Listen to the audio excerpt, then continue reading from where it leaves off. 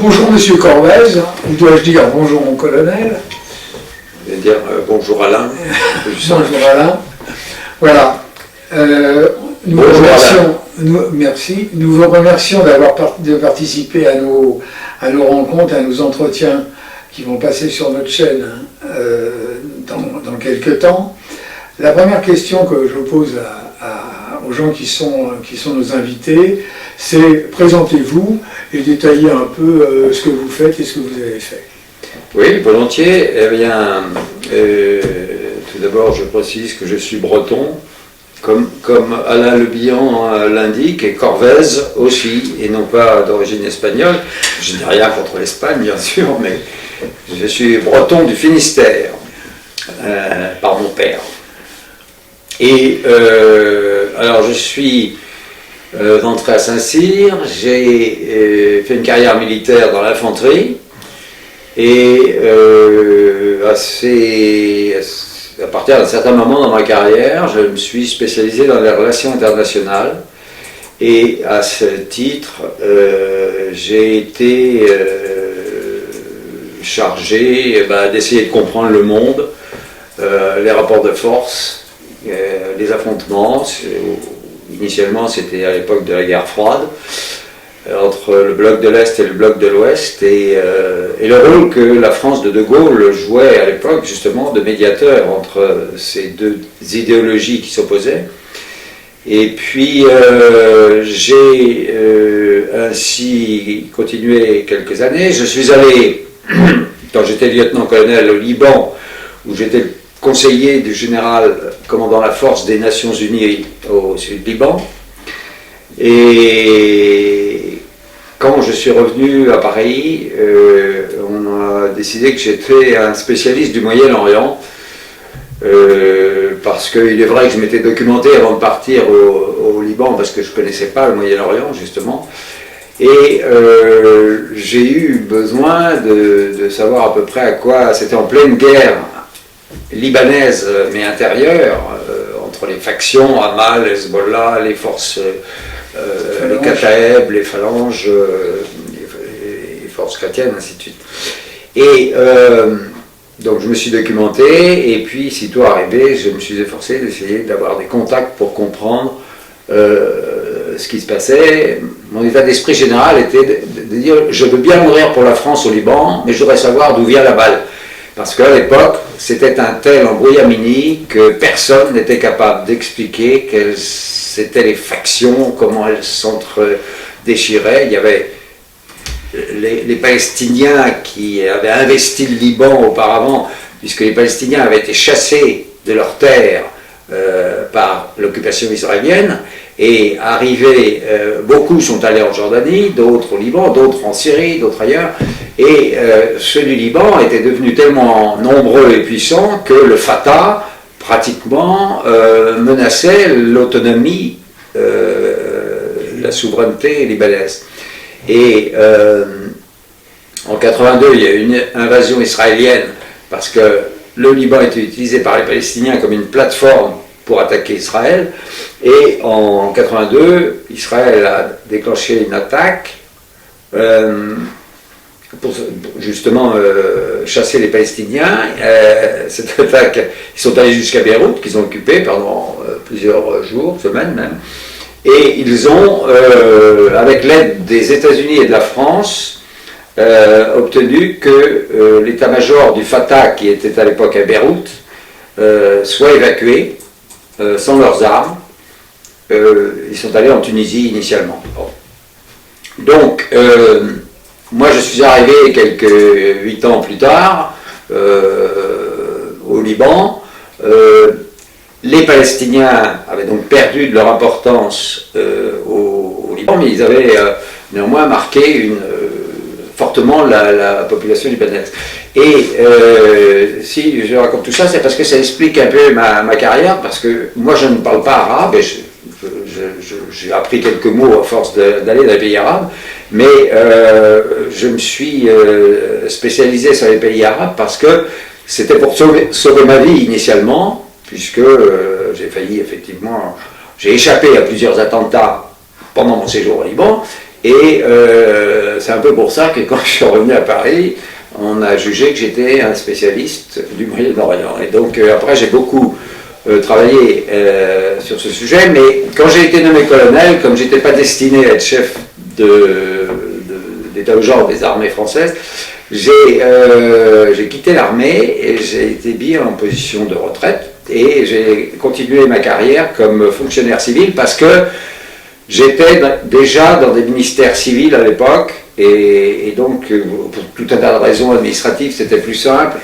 et donc j'ai travaillé au ministère de l'Intérieur, au ministère des Affaires étrangères, toujours dans le domaine des relations internationales. Et puis, j'ai quitté tout cela dans les années 96, où ça m'échappe là d'un seul coup, comme quoi ça ne m'a pas marqué. Et ça ne m'a pas marqué parce qu'en fait, j'ai continué à faire la même chose que ce que je faisais quand je le faisais pour le gouvernement français. Et cette fois-ci, j'avais ouvert un cabinet de conseil en stratégie internationale et je faisais de la diplomatie parallèle. À mon compte, mais évidemment en continuant d'aider mon pays à comprendre le monde et à trouver des solutions diplomatiques à certaines crises. Et j'ai continué et je suis encore sous ce statut de conseiller en stratégie internationale aujourd'hui, mais j'ai élargi à l'Afrique et également en fait au reste du monde mes compétences dans le domaine des relations internationales. On va passer maintenant à une question plus... La raison pour laquelle on se rencontre, c'est à propos de la démocratie directe et du référendum, ou d'initiative populaire, ou d'initiative citoyenne, suivant le vocable de chacun. Et donc j'aimerais vous poser cette question, c'est qu'est-ce que vous pensez de la démocratie directe à travers un outil qui serait un référendum, dans la mesure où ceux qui dirigent n'en émettent pas, qui viennent du profond du peuple. Alors c'est un très vaste sujet, c'est même à mon sens un sujet philosophique parce que moi je pense que les gens qui parlent de la démocratie et qui prennent comme référence Alexis de Tocqueville par exemple pour son De la démocratie en Amérique, qu'il a publié en 2 fois, 3 ou 5 ans de différence, mais en 1835 et 38 je crois. Mais la plupart des gens ne l'ont pas lu. Ils ont lu des extraits où ils ont lu ce qu'on dit d'Alexis de Tocqueville, mais on voit bien qu'ils n'ont pas pénétré la pensée philosophique, parce que c'est un philosophe, Tocqueville, de Tocqueville sur cette question de la démocratie, justement. À travers son étude des institutions américaines, on voit bien qu'il a de sérieux doutes sur les vertus de la démocratie. En ce sens, il a des citations, d'ailleurs je pourrais vous donner ensuite, parce que moi je les ai notées dans mes notes à garder, dans lesquelles il explique bien que la démocratie, alors il y a deux aspects. Premièrement, la démocratie, ça va être de donner le pouvoir à une majorité. Mais est-ce que cette majorité est plus intelligente que la minorité? Est-ce que cette majorité a davantage de clairvoyance et davantage de vertu pour effectivement imposer ses choix à une minorité? Tocqueville met ça en doute. Non seulement il le met en doute, mais il écrit dans un paragraphe magnifique à un moment, je crois que les gens auraient changé si dans les pays démocratiques, les gens croyaient être sortis d'une soumission qui, d'après eux, existait dans les régimes aristocratiques, je crois qu'ils se tromperaient grandement, car ils n'auraient fait que se soumettre désormais à la dictature, c'est pas exactement comme ça qu'il le prononce, mais c'est le sens de sa pensée, d'une majorité qui lui imposerait d'autres règles. Donc il fait référence à Étienne de la Boétie sur la soumission, le discours sur la servitude. Et donc il exprime des doutes très sérieux sur cette démocratie. En quelque sorte, il termine en disant d'ailleurs, quand je vois qu'on veut me faire passer la tête dans le joug au sens du joug du bœuf, présenté par des millions de voix, je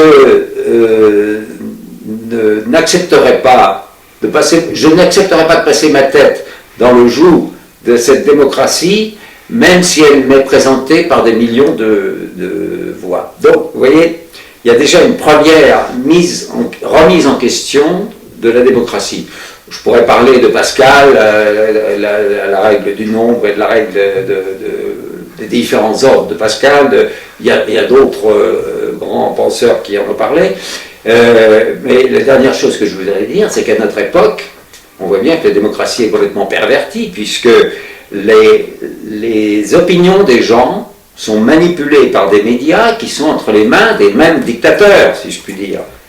Et donc, on voit bien que les résultats des élections sont toujours obtenus grâce à la manipulation des médias qui amènent des majorités qui défendent les intérêts des médias. Et les intérêts des médias, c'est les intérêts du capitalisme mondial, parce qu'il faut de l'argent pour acheter les médias. Et voilà, donc, on voit bien que toutes les élections ont été manipulées depuis des années en Europe et ailleurs, et que d'ailleurs, on a appris récemment qu'en Moldavie, il y avait un candidat anti-système qui était arrivé en premier au premier tour des élections. On ne connaît pas le résultat du deuxième tour, mais on sait très bien que la machine infernale va se mettre en œuvre pour empêcher l'arrivée au pouvoir de ce candidat qui c'est en Roumanie. Pardon, c'est en Roumanie, c'est pas en Moldavie, c'est en Roumanie. C'est tout proche, c'est dans une frontière commune, mais effectivement. Mais donc, la démocratie, c'est un grand mot, c'est une belle idée philosophique. Tous les hommes sont égaux entre eux et ils ont droit donc à la même participation au pouvoir en votant. Donc une voix vaut une autre voix, mais hélas, pour Tocqueville et d'autres penseurs, non, ceci est faux. Donc, pour revenir à l'actualité, je pense que la démocratie a largement démontré dans le monde qu'elle était pervertie. Alors, on a un exemple récent avec l'élection de Trump aux États-Unis qui va à l'inverse de ce que je viens de dire, parce qu'effectivement, la machine infernale, si on peut l'appeler ainsi, aux États-Unis, avait tourné au maximum pour faire élire Harris et contre Trump. Mais Trump a eu tellement un langage de vérité qui touchait les gens du peuple qu'il a été élu. Mais donc, pour revenir à votre question peut-être plus directe, la démocratie directe, je m'en méfie beaucoup. Mais maintenant, moi je suis en contact par exemple avec des groupes de gilets jaunes. Bon, il n'existe plus les gilets jaunes, mais il y a des groupes qui restent cohérents entre eux. Et ces gens-là sont des gens simples, mais qui ont des idées simples, mais claires. Et beaucoup d'entre eux sont favorables au référendum d'initiative populaire ou référendum, je ne sais plus quelle est l'autre formule, bon. Mais donc, d'initiative citoyenne. D'initiative citoyenne, exact. Et donc ces gens-là sont favorables à ce qu'on gouverne le pays à partir de consultations régulières du peuple français. Pourquoi pas? Mais moi, je ne suis pas anti, mais je ne suis pas un fanatique de ces référendums répétitifs. Et je pense qu'on a une constitution qui est bonne, Et si on revenait à la constitution du général de Gaulle, d'abord, parce qu'on l'a complètement transformée au cours des années, déjà sur le mandat présidentiel, ça c'est inadmissible. Qui est essentiel. C'est essentiel. Et on a un système électoral et des lois qui peuvent sans doute être améliorées, mais qui, si elles ne sont pas soumises à cette mafia des médias qui décide à l'avance des résultats, pourrait suffire et convenir très bien pour diriger le pays. Il faut effectivement, ça fait beaucoup de si pour que ça puisse fonctionner, et je pense que dans la période troublée où nous nous trouvons, c'est difficile d'appliquer les lois telles qu'elles sont, complètement. Et moi je pense que comment dire, il y a eu une prise de conscience des citoyens dans tous les pays, pas uniquement en France, mais déjà l'exemple de Trump aux États-Unis montre qu'aux États-Unis ça a été aussi une prise de conscience que finalement les médias leur bourraient le crâne avec de la propagande pour orienter leur choix. Et donc ils se défient maintenant systématiquement de ce que disent les médias. Et autrefois on disait, vous savez, pour vendre un produit dans tous les magazines où il y avait de la publicité pour des produits, il y avait marqué « vu à la télé ». Ça voulait dire, puisque c'est passé à la télé, il faut que vous l'achetiez tout de suite, parce que ça veut dire qu'il est bon et pas cher et qu'il a toutes les qualités du monde. Maintenant, on ne voit plus ce slogan. Pourquoi? Parce que justement, les publicitaires ont bien compris que dans l'esprit des gens, ça pourrait pouvoir dire, bah, si c'est vu à la télé, je n'achète pas, parce qu'à la télé, ils racontent que des histoires. Donc voilà, il y a une prise de conscience, et ça c'est heureux, parce que ça veut dire que les gens ne se laissent plus manipuler par les informations et la propagande à la fois écrite et télévisuelle, et voilà. Alors, le référendum, pourquoi pas, mais il ne faut pas en abuser, à mon avis, et puis il faut le respecter, parce qu'on a vu ce qui s'est passé en 2005. La façon absolument abjecte dont les autorités gouvernementales françaises ont nié, enfin non, elles n'ont pas nié, elles étaient bien obligées de reconnaître la victoire du non à la Constitution européenne, mais elles ont eu 2 ans, ou 3 ans, je ne sais plus, entre 2 ans. En 2 ans, ils ont tout fait pour que le traité de Lisbonne entérine ce que les Français avaient rejeté en 2005.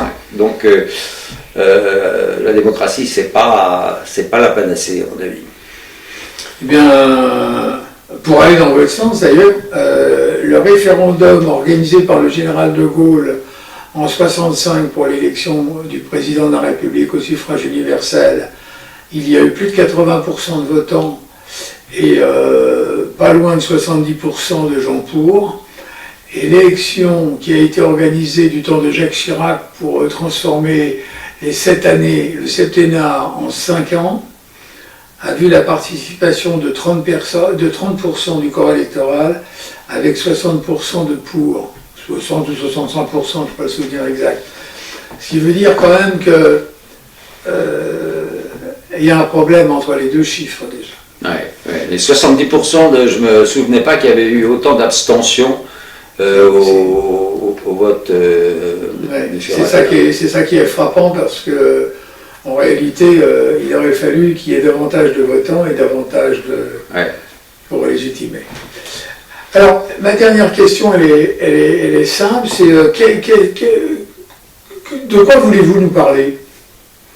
Est-ce que vous avez un sujet de prédilection que vous souhaiteriez traiter, nous présenter? Bon,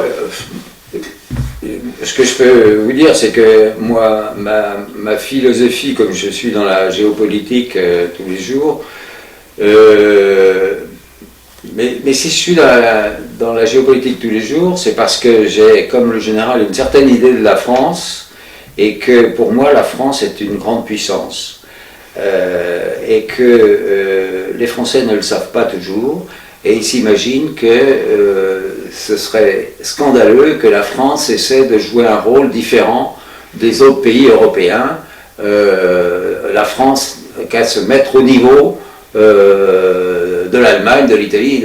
Mais non, non, parce que la France est la seule puissance continentale qui détient le feu atomique. Et ça, c'est fondamental. Et je dirais même que c'est la seule puissance en Europe, au sens géographique du terme, parce que les Britanniques ne sont pas autonomes concernant l'emploi de l'arme nucléaire américaine. Deuxièmement, la France a un siège permanent au Conseil de sécurité de l'ONU. Et Dieu sait si c'est important, car les décisions qui se succèdent aux Nations Unies en ce moment, et en particulier au Conseil de sécurité, elles sont toutes bloquées par des vétos américains, mais donc on voit bien que d'avoir un siège permanent au Conseil de sécurité des Nations Unies est absolument fondamental et donne un pouvoir énorme. Ensuite, la France a l'Hexagone bien sûr, mais elle a un domaine mondial énorme.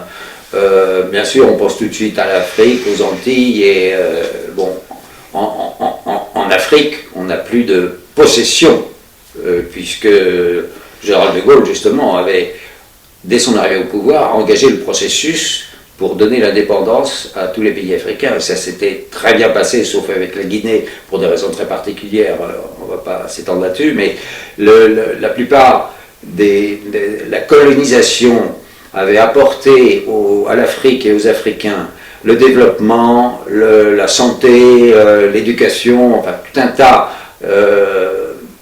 d'attributs de la civilisation, et les Africains nous en sont restés très redevables. La plupart des anciennes colonies françaises considèrent que la France a été leur matrice.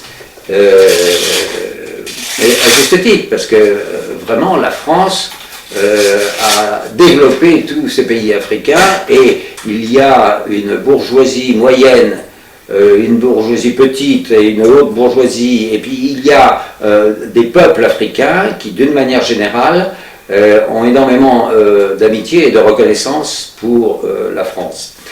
Donc, vous voyez que je suis absolument opposé à ceux qui disent que la colonisation a été une faute contre l'humanité, comme certains l'ont dit.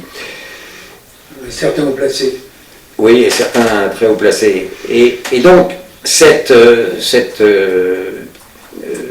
communauté africaine qu'a créée le général de Gaulle, également, la francophonie est importante, parce que c'est également un des outils de la grandeur de la France. Participe également au fait que la France est une puissance qui a un destin mondial. Nous savons, alors certains disent la deuxième surface économique maritime mondiale, d'autres avec les nouvelles règles qui ont été établies à Montego Bay sur les domaines maritimes, suivant la façon dont on calcule le plateau sous-marin, là, voilà, et la France serait même le premier pays avant les États-Unis. Bon, de toute façon, si elle est le deuxième, elle est tout juste derrière les États-Unis, et elle a 11 millions de kilomètres carrés de domaines maritimes. Ça n'est pas rien. Oui, c'est plus que la surface de la Chine, par exemple. Oui, absolument. Et puisque vous parlez de la Chine, c'est très important, et c'est pourquoi je défends toujours le fait que nous développions des relations avec la Chine, parce que nous avons des millions de kilomètres, peut-être pas des millions, mais des milliers de kilomètres de frontières avec la Chine en Indo-Pacifique. Il est évident que la Chine défend ses intérêts dans la région, dans cette zone, mais que nous devons défendre nos intérêts également. Et on ne va pas faire la guerre à la Chine, mais il faut s'entendre avec la Chine pour délimiter les frontières à la fois physiques, mais également des influences et ainsi de suite. Donc et la Chine est prête à négocier avec la France. Moi je le sais parce que j'ai d'excellentes relations avec la diplomatie chinoise et avec les diplomates chinois, et les Chinois sont tout à fait prêts à cela. Mais donc ce domaine est un domaine énorme.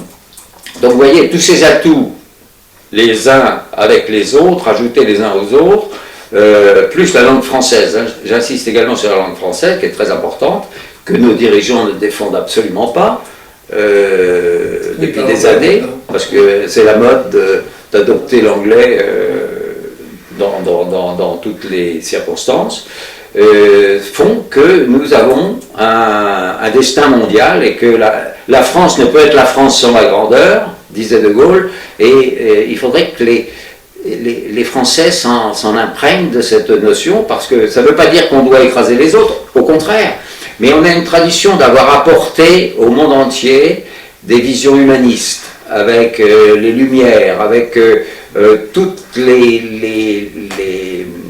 richesses artistiques, intellectuelles, philosophiques, culturelles de la France. Et la France n'est pas fermée pour autant à recevoir des ajouts venant de l'étranger. Regardez, à partir du Moyen-Âge, on a reçu d'Italie plein d'artistes. La France a été le réceptacle de plein d'artistes italiens. Mais la France a toujours été très ouverte au monde entier. Et c'est aussi une partie de notre destin, c'est de rayonner sur le monde entier. Eh ben, c'est un élection tour d'horizon, cette finale géopolitique. Voilà. Eh ben, écoutez, cher ami, on vous remercie et... Merci de m'avoir invité. Que dire d'autre? À bientôt. À bientôt.